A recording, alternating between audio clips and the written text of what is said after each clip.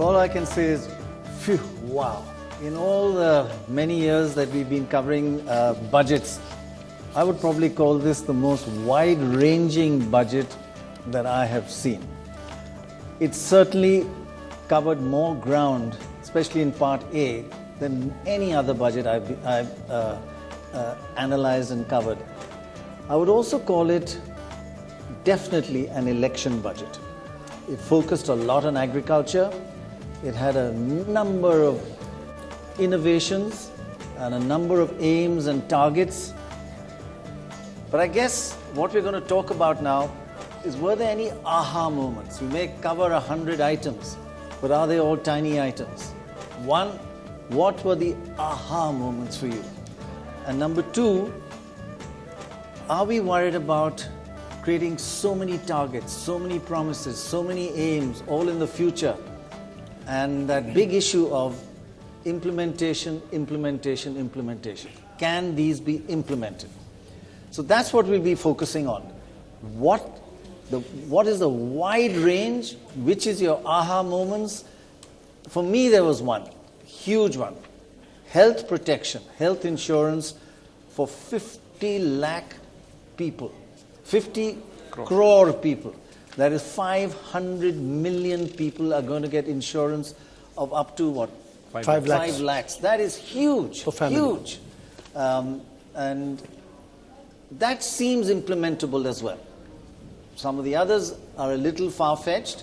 For example, the finance minister again repeats a statistic which is absolutely impossible to implement. That's doubling farm income in real terms by 2022. That means a growth rate of over 12% in agriculture.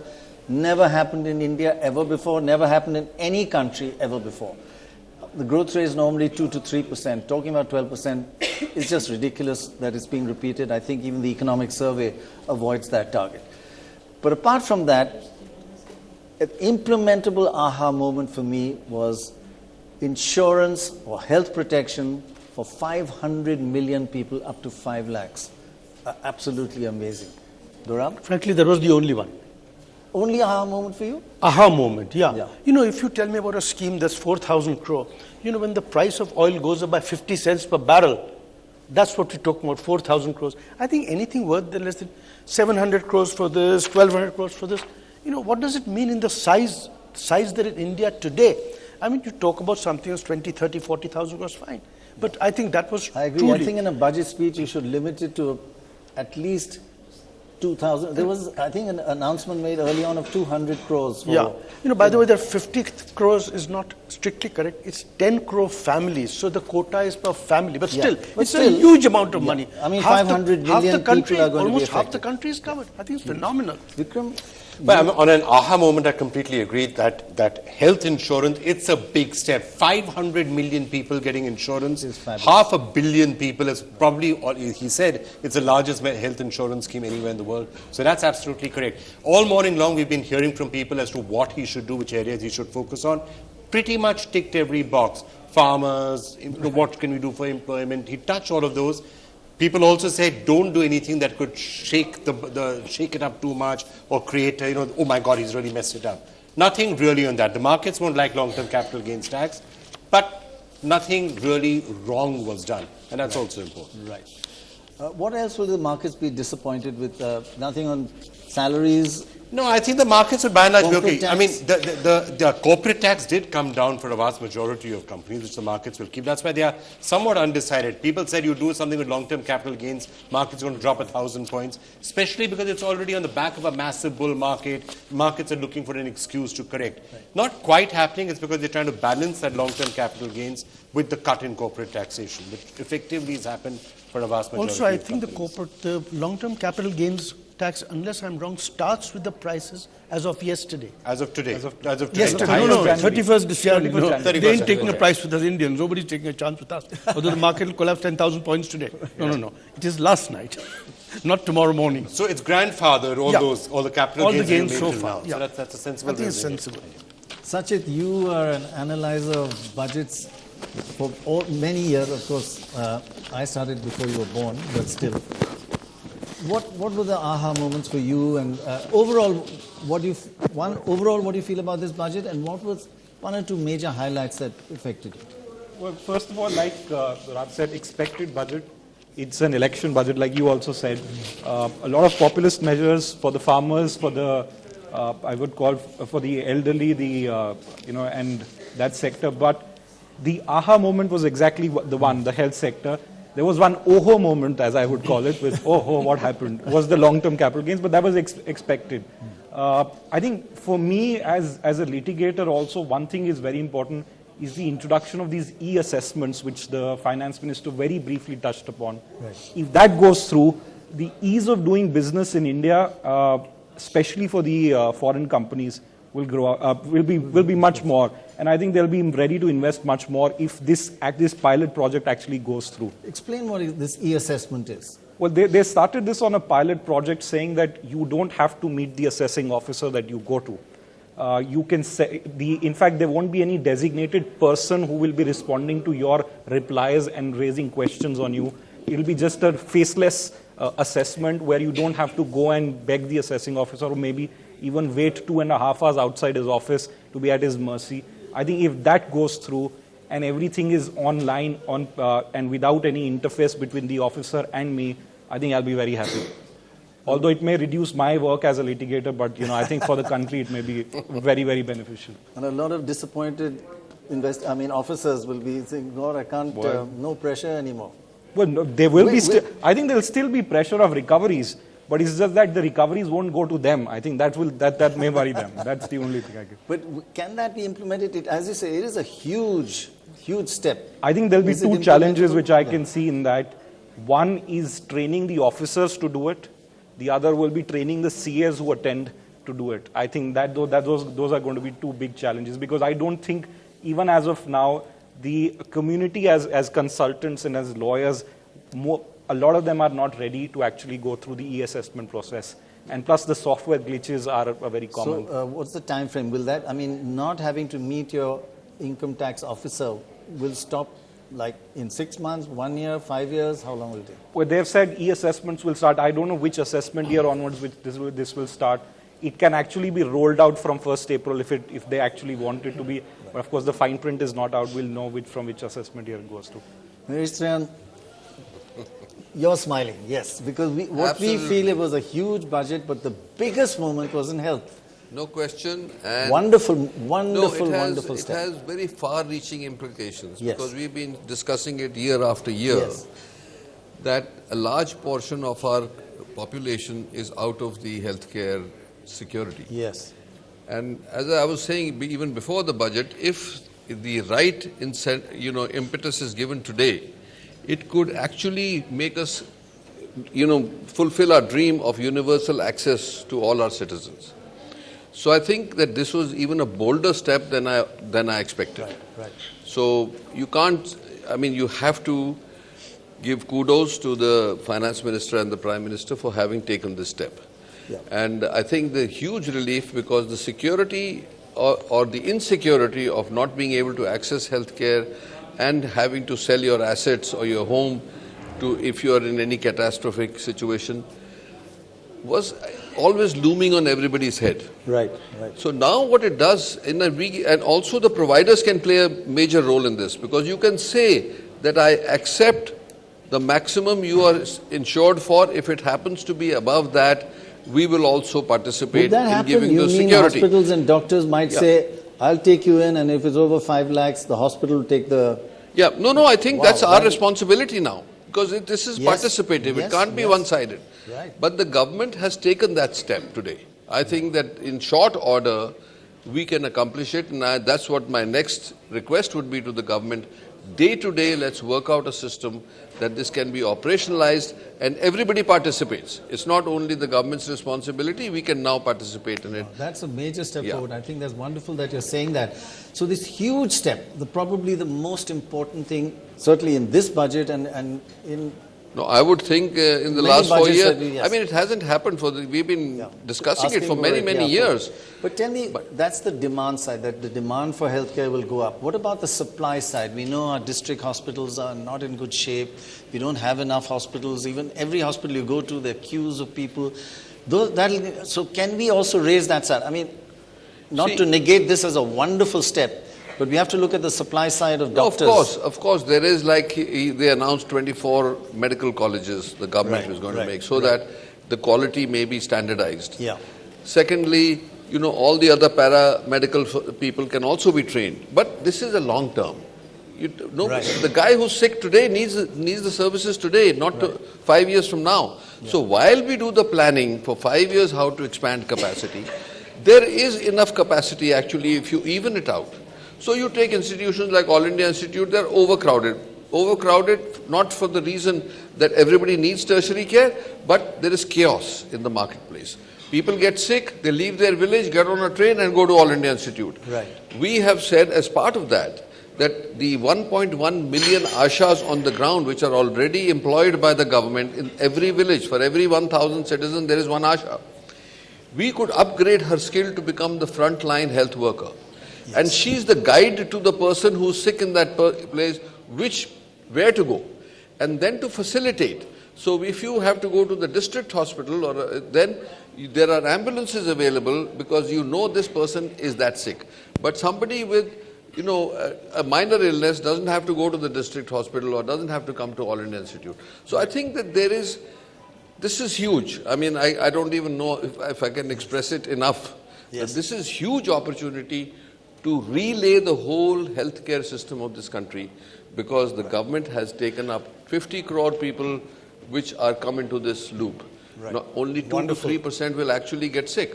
Right. So on the Swachh side, on the healthy side, and then this cover, it should change the face of the country over the next 5 years. Yeah. And of course, like the supply side, improve the doctors, suggestions you're making about identification of which hospitals each person should go to, and build up a whole professional medical services to people as well. The other side, to fulfill this amazing new demand that's going to come. I guess need not be in the budget. That can be taken up with the health ministry, the health minister. They need to focus on improving our healthcare services. If you notice, the health minister was banging the desk the hardest. So were you, I think. Yeah, I was smiling. Yeah. Now, one thing I may add here, today there is enough capacity on the ground available, whether in the government or the private sector. Yes. We can deliver 50% more health today without spending a single penny on infrastructure. So if we What is needed? Why? No, if you look at private hospitals, okay? Right.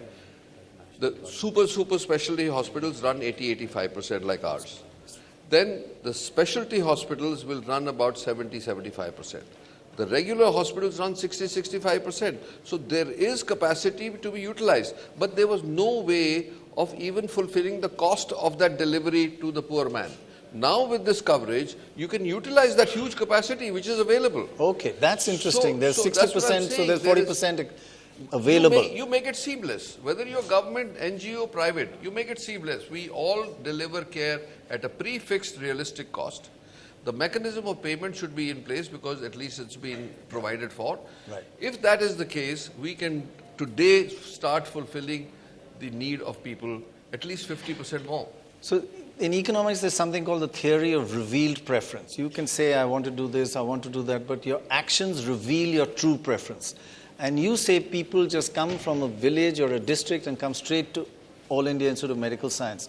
That's their revealed preference. They think they're not getting adequate. So maybe that 60%, the 40% available still, is a revealed preference that people feel it's not good enough.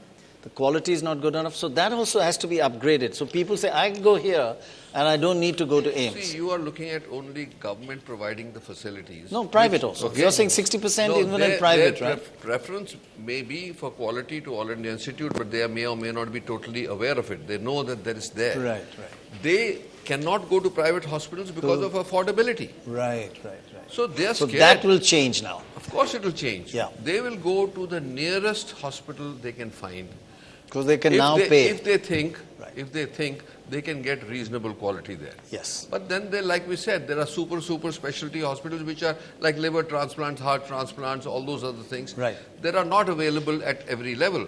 Yeah. So they will be seek because even now they can afford those things. I think it's a key point you're making, that 60% and the 40% still available, 60% usage in the non-major hospitals could be because the poor could not even pay, but now they'll be able to pay. So that's not just a quality differential, it could be also an income problem, right? Now they will be able to pay. It is. Quality is actually, in most good hospitals, the quality is as comparable to anybody in the world. Right. That's not the problem. Right. The problem was that not enough provision was in the system where you can access healthcare. Right. So RSBY was 30,000 rupees. They have jacked it up under the new health insurance scheme to 5 lakhs. Right. So you can see the difference, the quantum jump. And there was not enough provision to pay for the schemes that were already existing. Because, there was not enough funding, so they owed the hospital, they still owed a lot of money. So I think that once we correct that, it'll roll very rapidly. And I think relief is around the corner. Right. Now it's up to us to sit on the table and find the mechanism of this delivery at an equitable way. Right. And hospitals like yours, which are world-class, can actually help the regional hospitals improve their quality as well. No question. That's what I'm also saying. There are 3 parts to it. One is government has the network of primary health centers for primary care.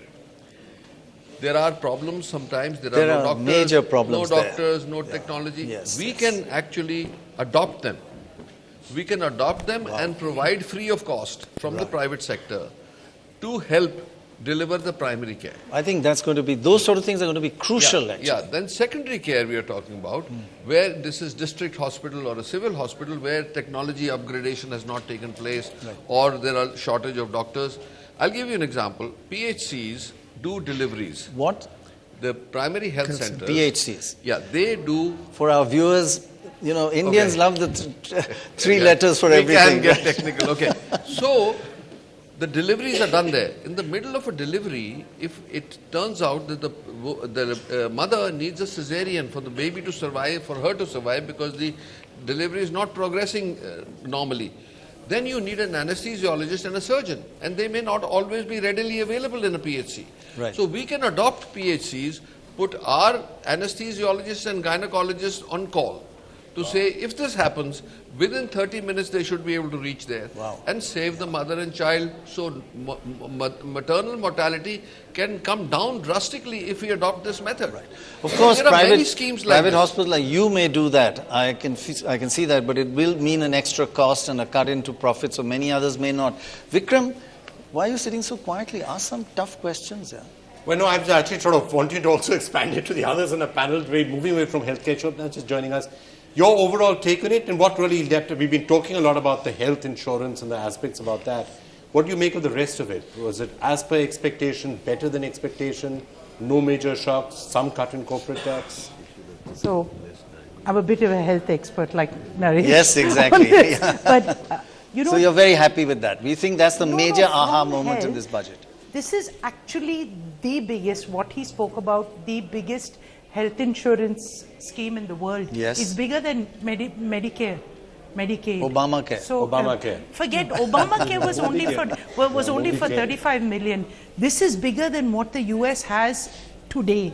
So it is the biggest, and I think that give them full credit. How it'll evolve and whether it can all come together in this 1 year that they have is the big question, and I think that's where the private sector will participate. But coming into the budget, we'll see that there are 2 areas. One is agrarian distress. We all knew it. We're sitting here in corporate India to every part of India, and we know that the farmers are distressed. I think that they actually addressed it very comprehensively, and they addressed it when he spoke about on-farm and non-farm. These are 2 areas addressed nicely. When they spoke about this, so I think that we're very happy. The second part is when they spoke about there's 2 views. There are different views on whether he really covered a lot of things in the agricultural area, but has he really change the core issues in agriculture. MSP, for instance, was only on a few crops. Now it's across the board. So it allows the farmer the ability to actually, you do many crops. So I think this was one fundamental. Of course, they didn't allow us to buy directly. They're expanding the hearts. So this is something. But then they're moving in with food processing, improving logistics.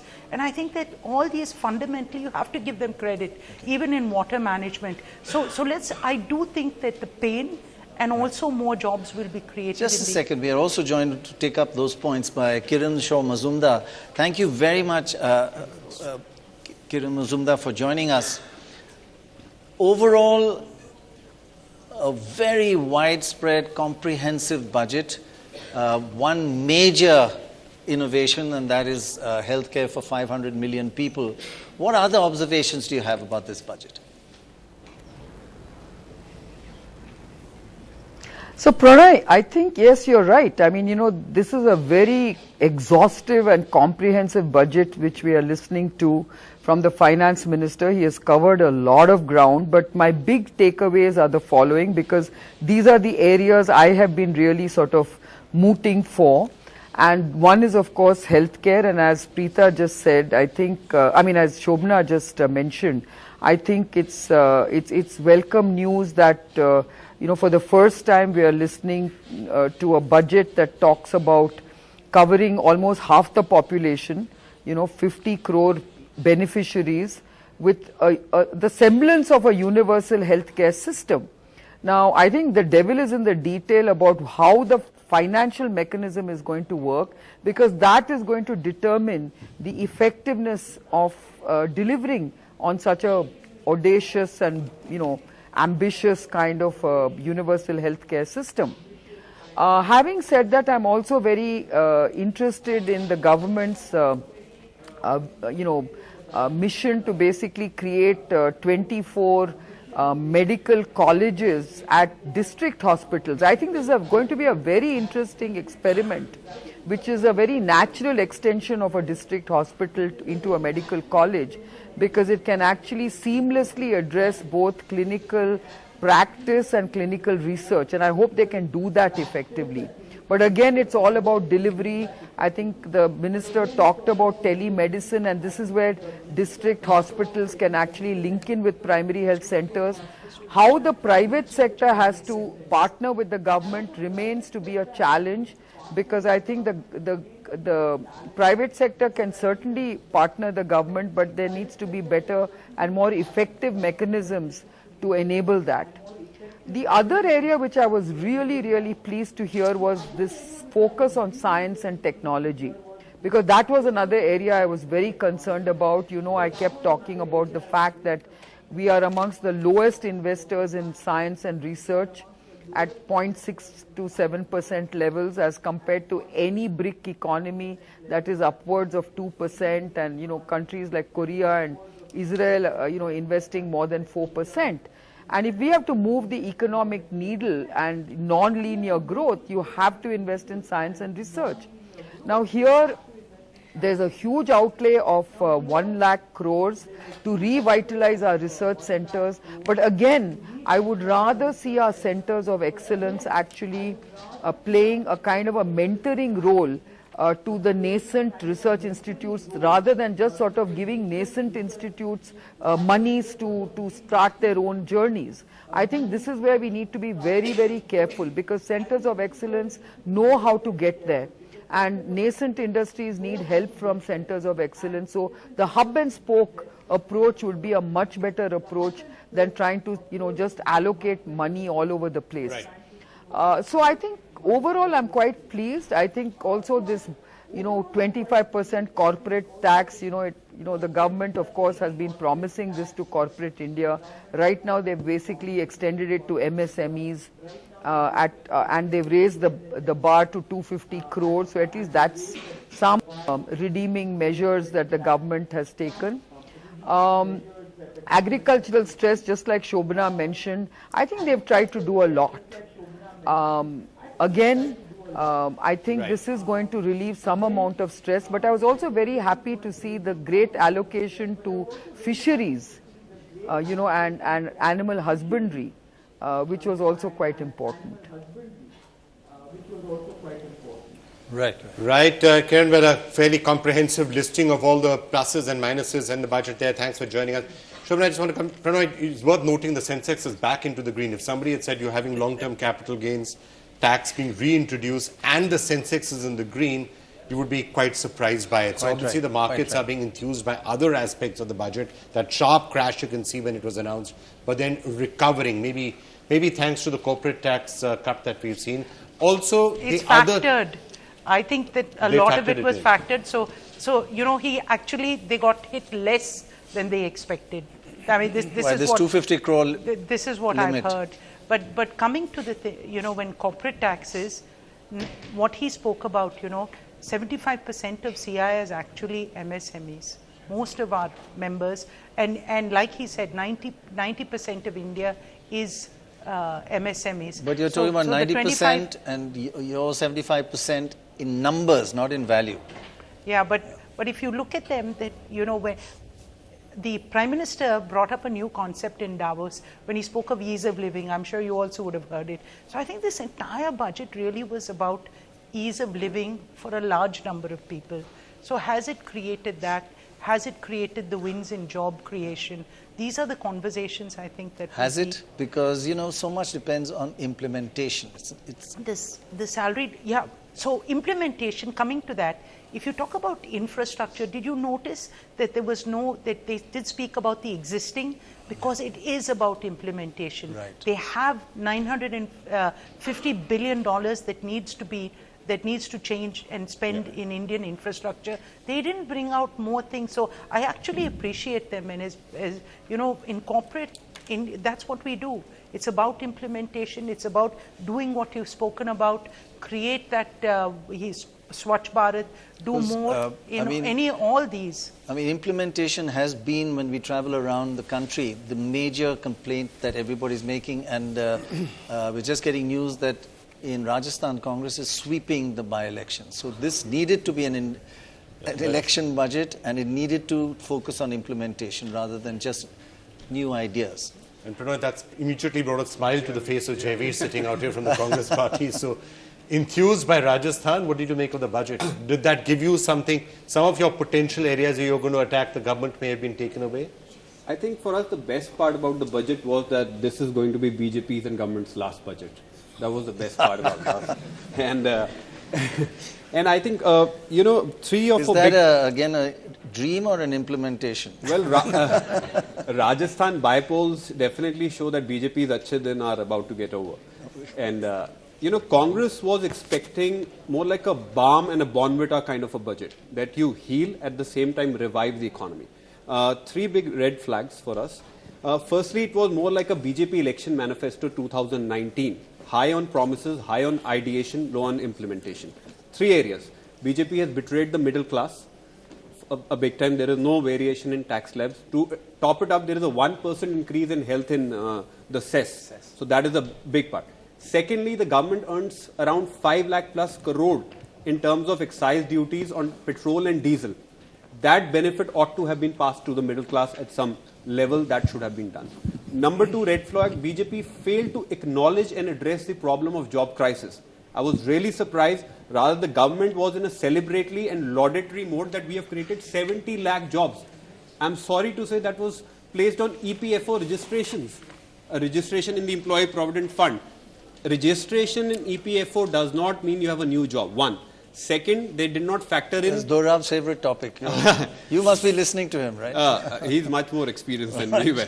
Second, I think they didn't factor in the job losses in the informal and formal sector, both post-demonetization in GST. So I think the job crisis was a major. Third, as ma'am rightly pointed out, they didn't address the level of utilization. Every year, there are high sloganeering schemes. Smart City report. Only 7% of the funds were utilized last year. Stand Up India, 10,000 crore sanctioned, only 605 crore dispersed. So, that is said, the people of India were expecting an immediate relief and a solution-oriented budget rather than an electioneering promise-oriented budget. Thank you for your extremely balanced and unbiased assessment of this budget. You've been through so many budgets. Give us your overview of this budget in your experience and its impact and its direction and whether it's going to change things substantially this year. No, as we are discussing since the morning, definitely budgets try to address some of the issues like rural crisis and also the schemes like health insurance. It's a really a major scheme, the measure. And in addition to that, even the 12% contribution to the EPF by the government, I think that is also a good scheme. And as far as the farm sector is concerned, raising the APMC markets by 500 and also raising MSP. Though he used the term directly, the direct access to the farmers, I wonder how it can be implemented because unless APMC Act is amended, it is in the hands of the state government. Quite right. So merely raising the number of markets or MSP by 50% of the cost will not benefit the farmers because this benefit, as all these years, middlemen called earthiers have been cornering this benefit. Because the farmers' cost of operation has been growing, which they themselves have to bear, but they are not getting the benefit of whether it is MSP or the market price, it is not going to the farmers. So unless you address this problem, very good point. You will not be able to. Very good point. Again, that's just an announcement which is tough to implement. Yes. Another issue, because the fiscal deficit of 3.5%, I have not been able to understand because this is despite the government cutting down the market loan by 30,000 crores from 50 to 20,000 crores just 2 weeks back, which had a major impact on the market across the 36,000 Sensex. Now, despite that, now against the target of 3.2% kept weather, now it shows that 3.5%. Now, it would also mean that in the coming days, the negative impact on the interest rate, that is, since the government is a major borrower in the market, it will have an upward pressure on the interest rate, costing both the corporate sector. And it may also have the negative impact among the rating agencies when they rate the India. So, quite right. Yeah. Very good points, actually. Sunil, sorry, Vikram? No, I'm just about to say we should do a quick wrap round with Sunil and the others to get quick takes on the budget. So, Sunil? I like the move on increasing infrastructure spend by 25%. I like the big focus on healthcare with a massive increase not just on insurance, but also on the health spend itself. I also like the overall improvement or increase in the rural infrastructure. All are a crying need right now. While there was a small movement towards the elderly, I think it's a very important signal because we forget very often we're not just becoming the youngest country in the world, we are also becoming the oldest country in the world in the next 10 or 15 years. And at this moment, we have no move towards that. But we are the biggest numbers of everything. So. Exactly. But on that front, there's been no focus. There's not even been a conversation, Prannoy, on that. Right. We are not physically equipped. None of our buildings designed for the elderly. Socially, we have no structure for security and safety of the elderly. Our pension plans and retirement plans are not designed for the age that we're living now. So there is a need to focus on that. The key, and I completely agree with the point being made, the key in this is going to be implementation. Whenever you launch large, complex schemes across diverse geography like India, it comes down to where the rubber hits the road. Yes, so exactly. On the ground, the implementation, the broad direction is good. What was disappointing for me was no signal toward corporate tax reduction for all industry. The entire world is becoming competitive as we are. Actually, we are a very open economy. The world has changed after Trump reduced corporate tax to 15%? Actually, the signal was there already 20%. before that. I mean, the debate the now, world is changing. People are now having to keep The up with America, and we haven't quite got that. exactly. In The this debate is no longer 35 to 30%. Yeah. Debate is how much below 20 you will go. Yeah. There are countries that already have 17% are talking about 15. Those who have 18 are discussing, can we bring it down to 12? Right. So the signal is very clear, and the US has rung the clarion bell for the whole world. Right. Because we are an open economy, as we should be. So we have to be competitive on all fronts. So we need to figure out how do you signal this as well. Not just for MSME, which by the way is very important, but for all industry and all the economy players. Yes. I think that's the only point for which for me is a little bit of an issue. And It's a adding huge a issue, 4% you're right. It's cess a very on important the one to existing focus on. taxation when I the just wonder, expectation was on Sunil the or other side. Vikram, would anybody know 250 crores, what percentage in value terms of industry would that account for? So, I mean, not numbers of people. It would be like a huge number of people, but in value terms, how much? Out of the tax paying, yeah, you have Yes. as a percentage, it is lower. It is And, much lower. It would be probably 10%. Yeah. 8 to 10%. Yeah. So it's really 90% So in left terms out. of numbers, it works. Yeah. So- And actually, rupees don't vote, people vote, right? So, And LLPs and proprietorship are more in number. Correct. So LLPs as and a, proprietorship. as a people's budget, I think it's very good. It's giving all the right signals, massive increase on funding for SC, ST, rural infrastructure. So all of those, I think, are covered very well.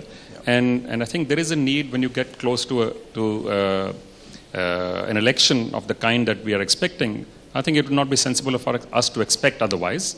So that bit, I think, is but I think the key both point fine you and made, it's good. The key point that you made was implementation, when the rubber hits the road.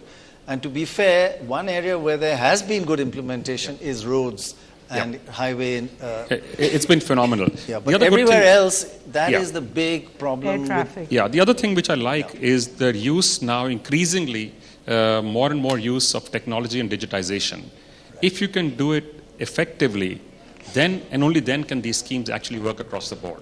Otherwise, you will have patchy working in any case. Once you start focusing physically, you will have some of it work, but you may not have all of it work. Quite right. So for that, you do need the kind of technology.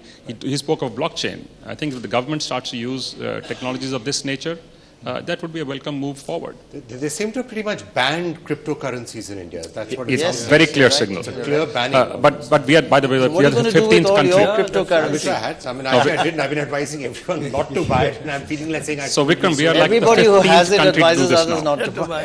It's, so there are two extremes right now in the world, as you know. Many countries like Korea, like India, are saying this is not legal tender. So you're telling people you're doing this at your own risk, because people are doing it across the world.